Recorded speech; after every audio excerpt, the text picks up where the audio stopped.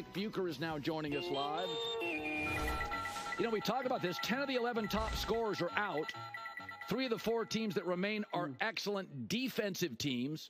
There was a midseason tweak. I think it makes the games fascinating and intense and physical. I love that basketball. But was it as intentional as I'm making it out to be, which is we're going to swallow the whistles. The All-Star game's an embarrassment. Yeah. We're just going to get out of that kind of basketball because it feels like an intentional move by the NBA, and it's benefited defensive teams. Yeah, well, certainly the season didn't start that way. And right around the trade deadline, All-Star game or All-Star weekend, that's when we started to see a level of physicality that we hadn't seen all season long. Yeah. And there's certain teams that are built for it and certain teams that are not. And the teams that are comfortable with that, particularly on the wings.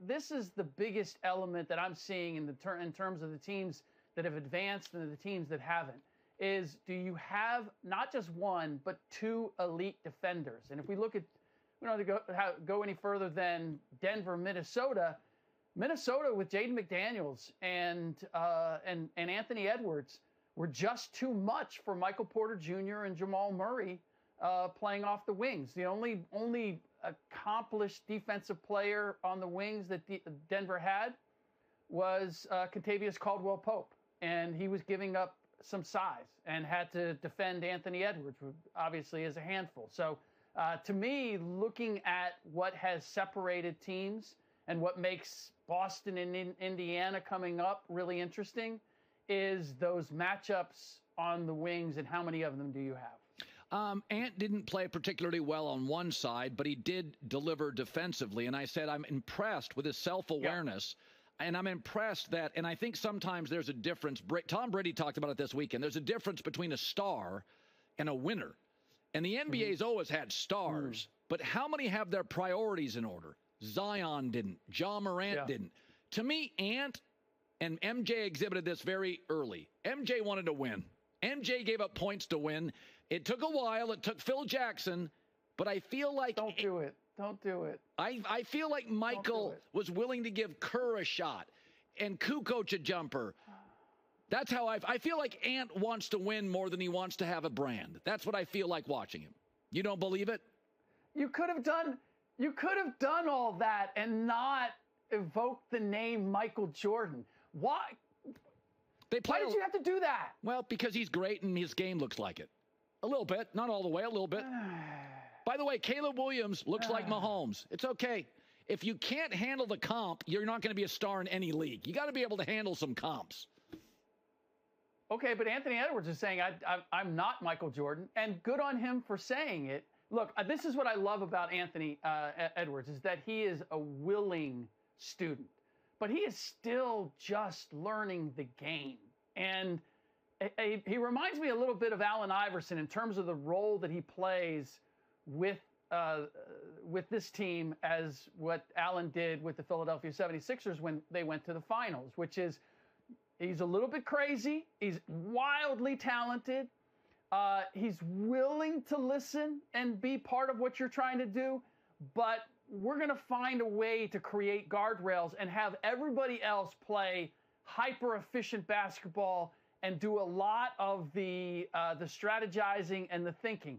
I love that Ant is a willing playmaker. I mean, he has all the tools. There's no question about it. And I think his personality, they're outside of him and 1 or 2 other pieces, they're kind of an old team. And I think Mike Conley, in particular, is just feeds off of the energy and the rambunctiousness that Ant Edwards has. And that's how it works. But look, Michael Jordan, from the very beginning, was the orchestrator, and he was doing it at both ends. And yes, in order to win it all, he adjusted his game and found a way to utilize the pieces around him. But it's way, way, way, way too early to be putting Ant Edwards in that conversation. So I look at the Knicks, and they're you don't want to be too precious because you can only go so far with toughness, resilience, and defense. Yeah. I mean, you do need skill. But There is something about the Warriors dynasty and the Heat culture. It's hard to create and even harder sometimes to sustain. And it's a real thing with New York. It's a real thing, and you could bring in the wrong piece here, and it goes sideways. Those, baseball, a third of the roster in baseball is down in the bullpen. Half the NFL guys go to one side of the field, the other half. It takes one guy to erode culture in the NBA. We've seen the Heat get guys and get rid of them. We've seen the Warriors get a D'Angelo Russell, get rid of him, Jordan Poole. Who is the right guy for New York to maintain the culture but get more skill on the wing? It's a fair question. It's not just on the wing. I believe that actually the piece that they really need is they need a dynamic stretch four. They need a Kristaps Porzingis type. Karl Anthony Towns fits the mold, but to your point, does he fit the chemistry there? And I will say this is the basic philosophy in the NBA, which is you can handle one of those guys in your locker room. Right. If he gives you all the other things you need, you can find a way to corral and get the most out of that guy. You don't want two, because then you have a committee, and that committee is gathering and having meetings in some part of your locker room, and then that ends up festering. So I believe that the Knicks could look at it simply from a need perspective. Obviously, they are a little bit small on the wings. That they could use a little more size there. That Villanova trio is overachieving for their size and their general physicality. But I think the one piece that they're really missing is that stretch four type. Because if you look at the front line, once Julius Randle was hurt, Mitchell Robinson is not a threat from outside 3 feet. Isaiah Hartenstein's really not a threat from outside 3 feet. And that's why OG Anunoby had such a big impact, because he was the closest thing to having a stretch four type. But he's 6'7" and 230. You'd like to have like a 6'9", 6'10" guy, 250 pounds, who can stretch the floor and give you a little bit of rim protection. To me, that's the big piece that they need. And having that culture established now in New York, I think they can afford to go get a guy who you may have to bring along and convince to be part of it. All right, so I'm not even going to ask you about Celtics-Pacers. I don't think Indiana matches up defensively. They met 5 times. Celtics averaged almost 130 points.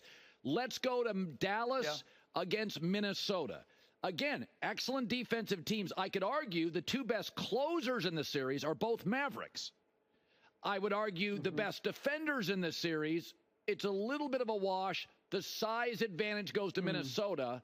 I think it's a series where, like Denver, Minnesota, there'll be coaching will matter, tweaking games will look different game to game. I would go Minnesota. Your thoughts? Yeah, it's going to be, without question, a very intriguing series, and you pointed out all the reasons why. You really have a great defensive team. The question that I have is, can Dallas defend well enough against that size? Is Derek Lively and P.J. Washington going to have an impact in the same way they did in the previous series? And on the flip side, can Minnesota score effectively enough in order to stay with them? And it really comes down to what we saw at the end. Dallas is at its best when it doesn't become Luka and Kyrie centric. That is going to be the easiest way for Minnesota to win this series. It's when those two guys are moving the ball and they're getting everybody involved. That's when Dallas is most dangerous. And we saw it kind of come and go back and forth throughout that Dallas series. I want to see if they can consistently go to that, especially with Dončić being, I would imagine that sprained knee is still going to give him some issues. Yeah. And if he's compromised, he needs to be able to move the ball. I'm leaning Dallas going into the series because of their ability to score and how P.J. Washington and Derek Lively and Daniel Gafford and all those complementary pieces came together. Derek Jones Jr., like all of those guys had big moments and kind of bailed Kyrie and Luka out in the fourth quarter of Game 6. If they can continue that going, I like their chances. Good stuff. Rick Bucher. Good seeing you on a Monday, bud. Hey, sorry to burst the bubble on the Michael Jordan, Anthony Edwards. Well, I could tell that really. Well, they kind of look. It kind of demoralized you. I don't mean to do that. We should be all happy today. Well, yeah, I don't understand why people, the media, and I don't understand it. To me, what's the old saying? It's tough men create tough times create soft people create soft times. If young people can't handle a comp of a great player, they're not built for it.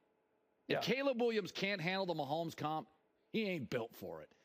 Being compared to Jordan is a privilege, and my take is, there's some times I watch him and I see it. Now, Michael's the best player probably of all time, so it's look at J-Mac. Right. But I don't have a problem with comps because my takeaway is basketball players by and large are coddled in America anyway. The AU system's garbage, so it's like occasionally it's okay. Like when Rick Carlisle ripped his team, I was like, that's a football coach. Yeah. And by the way, his team answered the bell. Like the Pacers literally played with more mental strength yesterday than they had in a series. So I'm not bothered by it, but I do think I can't watch Ant and not see a little Michael. The look, the swagger. No. Yeah. For sure. No, there are similarities.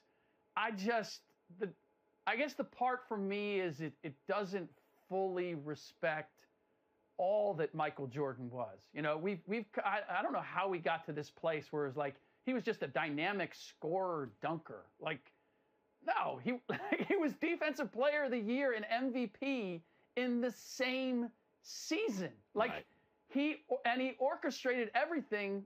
The triangle doesn't allow you to pile up assists by the way it operates, but make no mistake, he was the playmaker for that team. He was the one that orchestrated everything. Anthony Edwards does not orchestrate this team. It's why and rightly so, like the game that they got blown out, Michael Conley wasn't there. Michael Conley is a vital.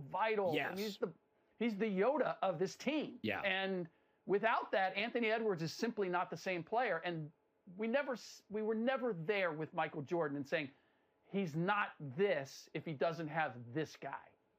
That's fair. All right, Bukes. Thanks, my man. There you go. Good to see you.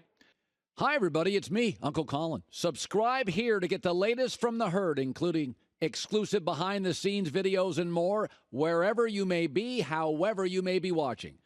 Thanks again for making us part of your day.